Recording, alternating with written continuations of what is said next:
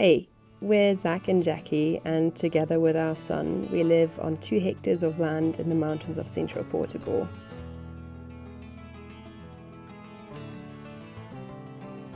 We moved out here originally so we could have more control over where our food comes from, and now that we started our 3rd garden year, I feel like we're slowly getting there. Not only do we get crops from our garden year-round, we also forage for some of our food and medicine, we raise our own meat and produce our own olive oil.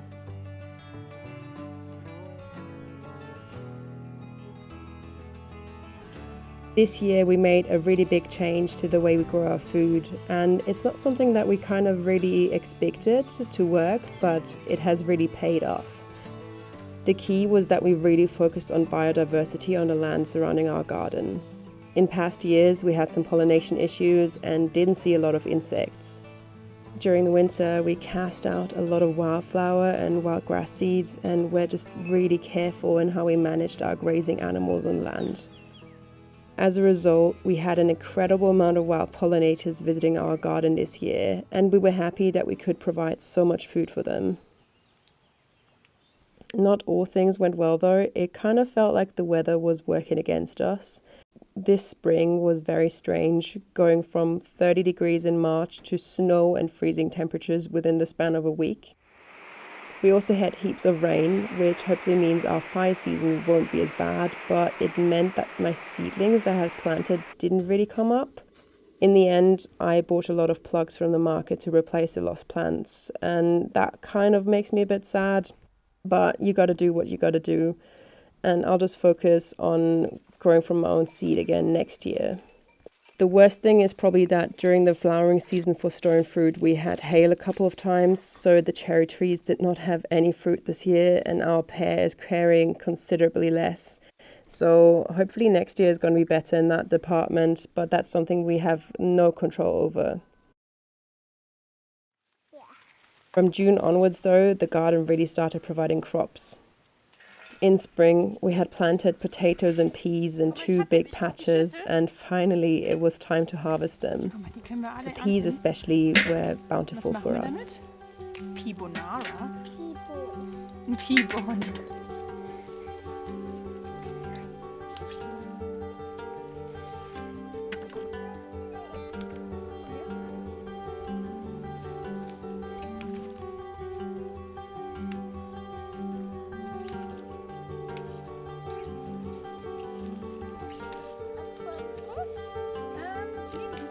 Das sind so viele.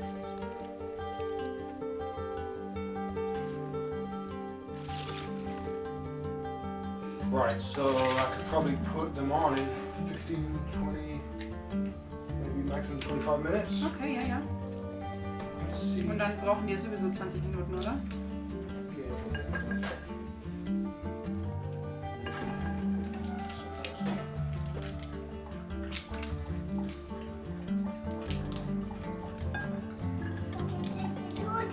Ja, deswegen passt das.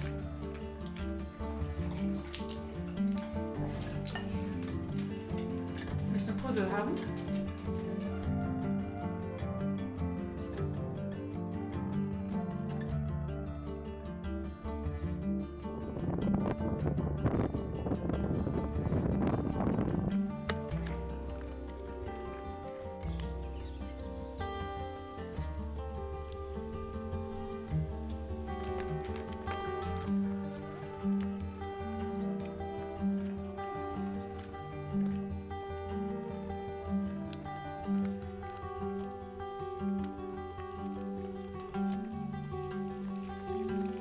I think we can harvest the potatoes soon, probably from that.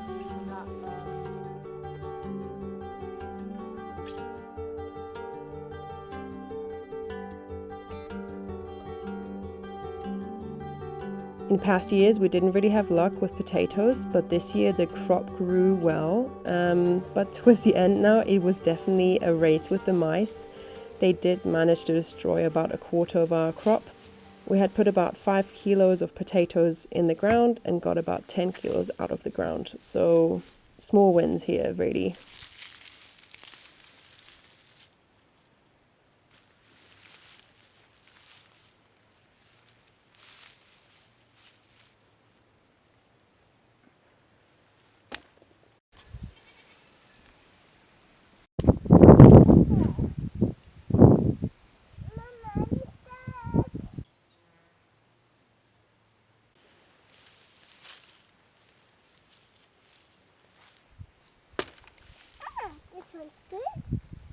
Ist das gut?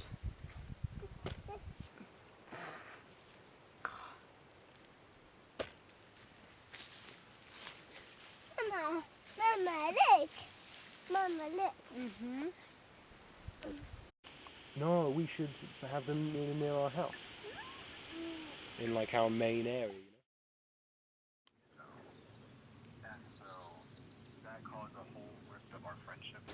I thought I would kind of show you in comparison. So this is our carrots that I'm letting go to seed right now so I can collect the seed. It's a purple carrot that is one of the old breeds from Portugal. It grows really well here compared to the normal orange carrots or yellow carrots. But yeah, I thought I'd show you in comparison. These are the flowers of the wild carrot, Queen Anne's lace, which grows everywhere here, and you can see how similar they are to one another. The root of the wild carrot is not very nice. Don't think it's really worth collecting. It doesn't have a lot to it either, but if you pull it up you can definitely smell like it smells like a carrot. It used to be used as like to induce bleeding in women as well, kind of like to induce abortion. So I find it quite fascinating, like just how often it occurs here. It's quite prolific, especially in our garden, so I do tend to pull it up quite a bit. But yeah, quite beautiful flowers, I think. What I'm probably most proud of is our pumpkin patch though. I've never really had any luck with them. They always just kind of shriveled up and died, but in March I direct seeded some into our old compost space, and now these 3 plants have completely taken over the area, and we're collecting the most perfect little Hokkaido pumpkins every single week.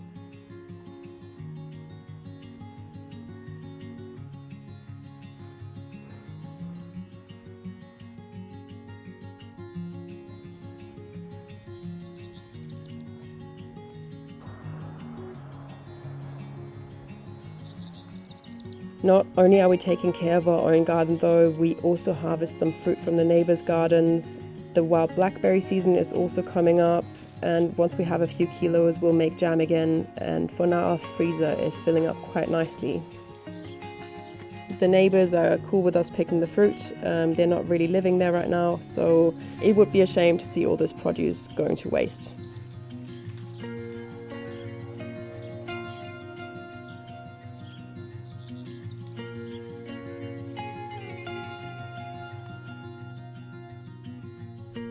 It is July and I thought it was kind of time for a garden tour, because right now everything looks its best. When you're coming through the gate, we have a big strawberry patch right there that has sunflowers, beans and some Swiss chard in as well. And then it kind of goes right into the flower area. I did put flowers into every single bed this year, but these 4 beds here especially are kind of focused on pollinator friendly plants. So we have some California poppies, some echinacea and cosmos, orange and pink. And I think maybe there's also some self-seeded nigella and marigolds. It's all companion plants for our cucumbers here. So we have some dill that I use for the canning of the pickling cucumbers, and they're doing really well now. They've been climbing up, they've been producing like dozens of little cucumbers, and I've just been canning bit by bit. Like whenever I get a good handful, like 2 to 3 jars out of here, I'll can them immediately. Over here to the left, we have a mix of a flower bed with some tomatoes that are growing up against the fence. The varieties that are in that bed are kind of like a mix of jaune flamme. I tried a black tomato this year that I got from the market, like a plug, and also some like Roma tomatoes. Then in the center here next to me, we have what I'm really happy with, multicolored yarrow. Yarrow is a medicinal plant, and I mainly use it in a tea. It's really good to take during your menstruation to kind of get the blood out of you. And I also have I always forget the name, Jesus Christ, cravo. I put in 2 years ago. and they've just been so prolific. I really love them. They're the flower of the Portuguese Revolution, the Carnation Revolution, and every year in April they really start flowering here, and I love them. But I might make the area that they're growing a bit smaller next year. They're a bit too prolific, and I would like to put like crops in here again as well. So yeah, we'll need some renovation in this bed at some point.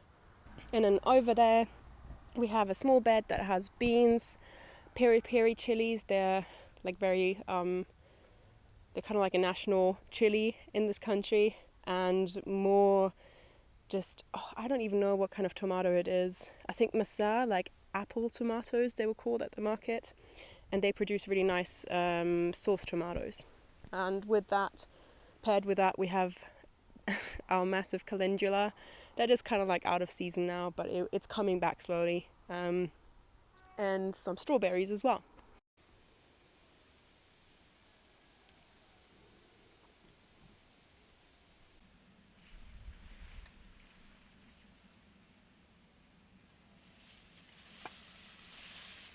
Okay, this is one of our many corn beds. These 2 corn beds actually contain black popcorn. So that's kind of just starting to put out, I think they're called trassels, like the pollination sausages. And we do already have some corn setting. We tried the Three Sisters method in here. Unfortunately, the pumpkin did not come up, but the beans are coming up. They're going to climb on the corn. We have massive sunflowers here as well. I've never grown such big sunflowers. And over in this bed, instead of the pumpkin, traditionally I put in cucumbers. So there's more picking cucumbers just climbing on the corn right now. On the fence of the garden, I also try and include that space because it actually makes it quite easy to water, since we're watering in here anyways. On the fence we have tomatoes and more pumpkins.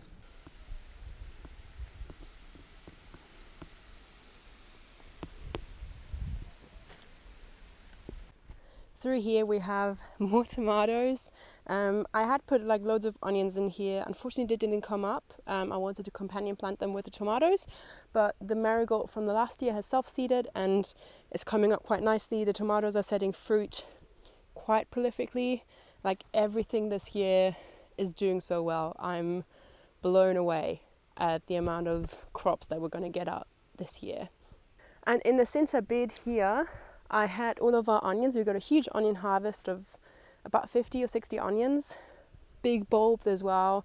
I've read now that they're really heavy nitrogen feeders actually. So in the past years, I've just put them into beds with not enough nitrogen, like without enough fertilizer in them. So I've learned. Next year I will do it like that again. And now I did some succession planting together with the onions. There are some aubergines and peppers. They haven't really like produced a lot while the onions were in, but as soon as I took the onions out, now we're getting like pepper fruits and our first aubergines. And also I have a huge sage plant that I've actually grown from seed like when we first arrived here, and I've divided it up and it's just growing like crazy. I'm making oxymels with them right now, meaning like a sour honey, for the winter when we're all sick again. But yeah, it's looking really good. I think like I'm experimenting with tomato stringing method still. I'm unhappy with everything I've tried so far, mostly because the posts I put in are not deep enough or like too flexible. So I think we're gonna build some like tomato frames next year and try that out. But I actually prefer the methods where we have string kind of dangling down. It's way easier to just wrap them around instead of having to individually put a post in for every single tomato plant. Here we have 2 beds that I'm kind of letting fallow right now. This was a potato bed. I'm going to tarp it really soon. We took the potatoes out in June, and that's too late to plant anything new. In September, I'm going to put in carrot seeds here and like add like a bit more manure. But we got to wait until it's not so hot anymore to plant new things. And behind me, we have some sunchokes in here. That was a massive pea bed, and we harvested all the peas, as you could see.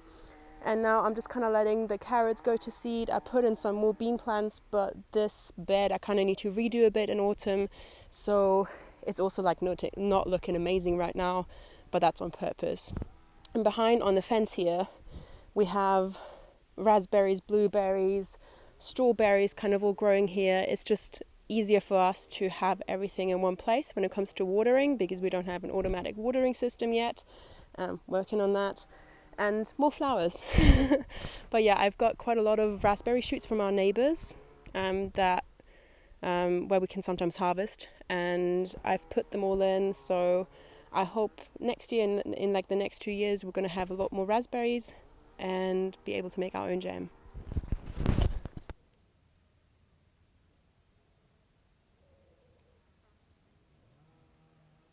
Then here, next to the old potato bed, this is kind of in the way, but next to the old potato bed, we have more tomatoes, basil, and onions growing in a single bed, and also some beans. And I think I have like a zucchini plant in the greenhouse that is not doing too well there. I might transplant it, but it might kill the plant as well. So I'm still kind of debating, but there is some empty space where we also had potatoes that could be filled, or I'll just reseed in there in autumn.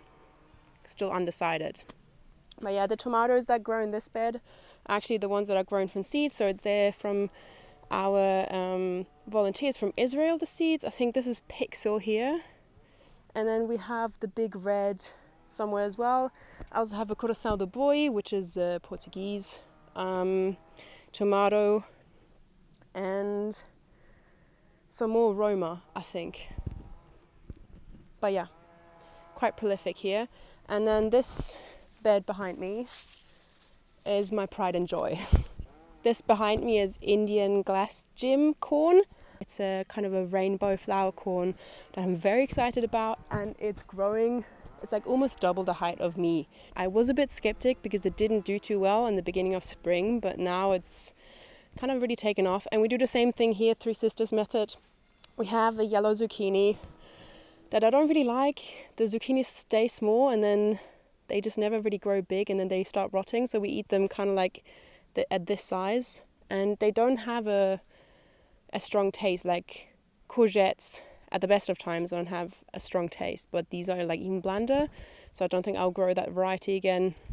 The pop of color is quite nice though. And we have some butternut that grows in here as well, and some black turtle beans that I got from my mum like ages ago to seed. They're growing underneath the corn somewhere in the back. And they're also doing quite well. And then to my left here I have our rhubarb that I might have to transplant because it makes harvesting the olives a bit harder. We grow underneath our olive trees here, and normally I put only annuals underneath the olive trees, and I didn't quite like use my brain here for some reason. So I think I'll transplant it in winter or autumn over to the berry patches. But it's doing really well here right now. It's sending up more shoots, and it's paired with more tomatoes, more onions, and more flowers, more sunflowers specifically. And these are also our own tomatoes. This year I made sure, because I cooked bone broth, I kept all the bones, and because I couldn't grind them up, we just plopped them down underneath each tomato when we planted them in the ground.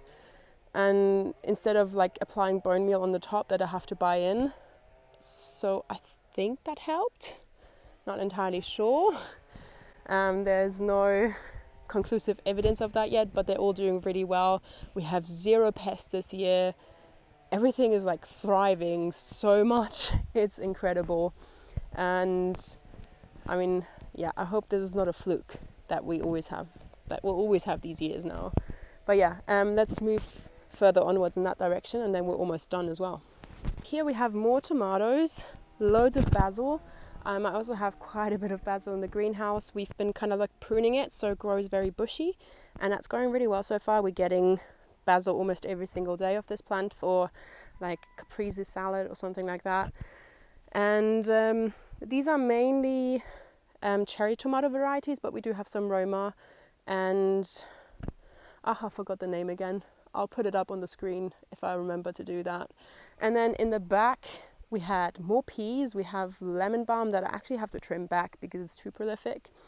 And behind the sorghum that you see there as well, I have like a late crop of potatoes that I need to get out now as well. They've kind of started to die back, so I think it's time to get them out. But yeah, that bed I kind of extended and made new at the beginning of the season, and it's not doing its best yet. So I think next year I'm going to add more manure, more compost, and then check what I will do as a succession planting. But maybe I will just let it rest over the winter with like a cover crop. And then we get to my, like the stepchild in the garden, I guess you would call it. This is the only bed that is not doing too well, and it's because I've neglected it. So I did put a bit of compost on here, but clearly not enough. Things are not really thriving in here. They're growing, but not thriving. It just needs some reworking in autumn, I think. There's some tomatoes and they're doing okay. And there's a zucchini that does give us the occasional zucchini. So it's not all lost, but could have been better. And to the left of it is another bit of a stepchild. I added manure here, but clearly not enough for the corn. It's stayed quite small here compared to the other beds. And I also have to redo it, but all the corn has set cobs, so small wins. And the beans are doing really well in here as well. That's sweet corn here. Here we have 2 sweet corn beds. One is doing better than the other, and they've all set cobs now. We try to do staggered planting, so no cross-pollination is happening, because all of these are heirloom seeds and we kind of want to keep them pure. So we leave a few weeks between planting them out to avoid this cross-pollination issue. But yeah, in both these beds we tried the 3 sisters. Beans didn't come up here because we had bean weevil issues. So I didn't have enough seeds and I didn't have time to buy new in the right moment. So I just left it. The corn is doing well. And we have a massive butternut pumpkin at the back there that is kind of outgrowing its bed now, and it's starting to set fruit. So hopefully soon we'll get some butternut as well. We have loads of Hokkaido right now, not a lot of other pumpkins, but might still happen. And I think this kind of concludes the tour of our fenced garden. This is 50 square meters, and we also grow some wheat up in our second fenced garden. And we have a pumpkin patch outside of the garden that I just kind of like planted on a whim, and it did end up working really well to my surprise. So yeah, and we also planted potatoes like outside of the garden this year. We just had an electric fence around it to stop our dog from digging the potatoes up, and that worked really well. That is down on the swale, which you can see. I'll try and link the video where we built the swales. You can see there what we did there, and that was where our potato patch was this year, and that worked really well. So we'll do it again in another space next year. This is our garden. I feel like everyone's doing garden tours in July, but yeah, it's like the proudest moment in a gardener's year is probably July, because everything's looking so good before August comes in with like 40 degrees plus. Yeah.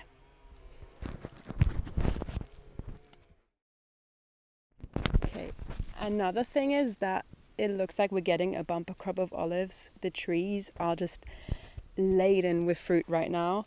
And last year we got, like, we still have some oil left over from last year because we kind of treat it like gold, use it sparingly but well. So I think we might be able to surpass it next year. We're always trying to work together with our neighbours and like harvest their olives as well. So we're kind of just getting a fair share, everyone in the village. I do think we can do that again. Last year it worked. This year I think it's going to be even better. As living pathways, we're growing clover between our beds. And over the winter and into late May, we had rabbits. Now over the summer we decided to give the clover, the grass a bit of a break, and I think in autumn probably we'll get rabbits again. They are just so much easier to keep than any other meat animal and easier to kill and process. So for us they're kind of like the ideal meat source. We still have like half of a sheep in the freezer that we're working on right now, so we're not really feeling the need to kill more animals right now. It's always a bit of a task that no one's looking forward to. So it's nice to give the clover a break right now. The bees are absolutely loving it. There's loads of them around my feet right now. It's a bit scary. And yeah, I think in September we'll probably get rabbits again. But we're working, apart from work on the house, we're also currently working quite hard, or as hard as we can, on a new chicken coop. I'll show you. I had to actually kind of like flee to the shade because it's just way too hot in the sun right now. I have to make a disclaimer with the chicken coop. Without the help of like an amazing volunteer who came to stay with us for 1 week, there wouldn't be as much progress. He helped us kind of like kick-start it a bit, and now I'm working on it as I have time. It's not looking like amazing right now, and it's completely like made out of scrap wood and pallets. As always with us, it's not going to be the most aesthetic coop, but we just really want to have chickens again, for compost making, since we don't have animals right now. I'll probably update it about this in another video. Basically, we had like the worst 2 months of our lives and really decided to take a step back with the sheep keeping. I do miss them. They were really nice animals to have around, especially because we didn't really need to strim. They were really amazing for land management, but they did take up quite a bit of our time. And it was a very stressful time in our lives, and we just kind of gave up for a bit. Just kept the garden kind of going and our dog alive. But now we're back. The problem is also that groceries are just getting so expensive. So every time we manage to have a sizable crop from the garden, the savings are so marginal. Like all the savings that we're making by growing our own food and having our own meat gets eaten up by the rising prices of the other products. It's just kind of like a race with inflation. So because our worm farm is doing really well now, we feel like we're ready to have chickens again, and we're trying to grow more grain crops as well, so we don't have to buy as much chicken feed in, and we're making quite big progress. So I think by the end of the year we'll have laying hens again and hopefully get eggs from them. We won't get any meat chickens just because there's so much work to process compared to rabbits, and we'll just rather focus on eggs and like the occasional soup cockerel, I guess.